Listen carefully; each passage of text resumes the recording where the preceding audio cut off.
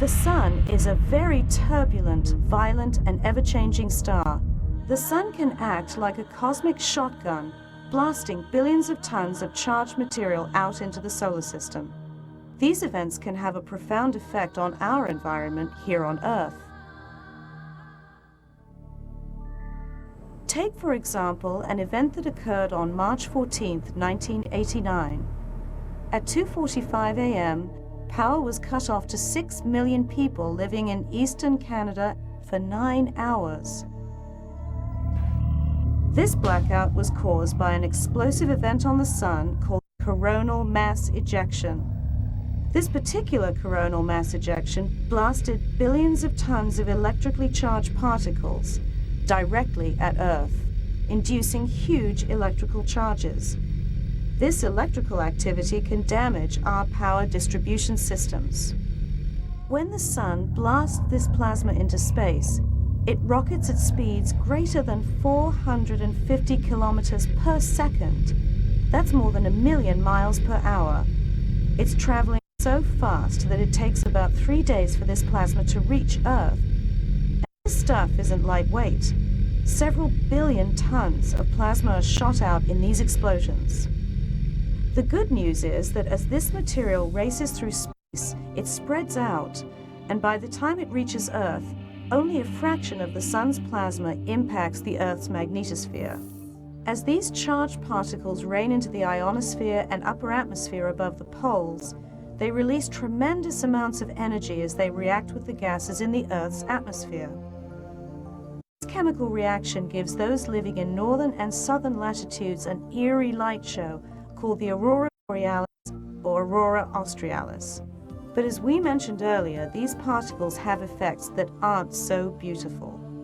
When the Earth's magnetic field is pushed and pulled by this onslaught of solar plasma, it creates huge power fluctuations. These fluctuations can affect power lines, overloading and damaging power transformers, tripping circuit breakers, and causing anything from flickering lights to widespread and potentially dangerous power outages. Solar storms also interfere with television and telephone signals, airplane and ship navigation. And solar storms can cause pipelines to corrode much faster than normal. And as the magnetosphere gets pushed and pulled by the impact of solar plasma, massive electrical charges are generated in space, where satellites orbit the Earth. This can cause a huge electrical charge to build up on the outer surface of satellites. It's very much like static electricity.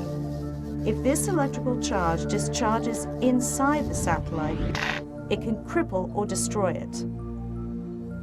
And what about the men and women astronauts working in space, outside the protective cover of the space shuttle and the space station? They could be in grave danger if caught unaware by a solar storm. Not only must astronauts be concerned about the buildup of electrical charges, but solar storms bring a lot of harmful radiation with them. We have a lot to learn, but what we've discovered so far is very exciting. We know, for example, the Sun has an 11-year cycle. The number of storms on the Sun increase and decrease during this cycle. At what scientists call solar minimum, the Sun is relatively quiet. There are few storms and few sunspots. As the Sun approaches its active peak, called the solar maximum, solar activity increases. At solar maximum, there are more sunspots, more storms, and more flares. It's here at solar maximum that our chances of being hit by a coronal mass ejection increase dramatically. Now that we are well on our way to the next solar maximum, with more satellites and a greater reliance on technology than ever before, what can we do?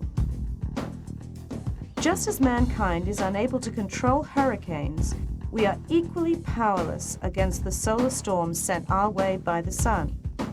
We can, however, strive to predict, track, and prepare for these onslaughts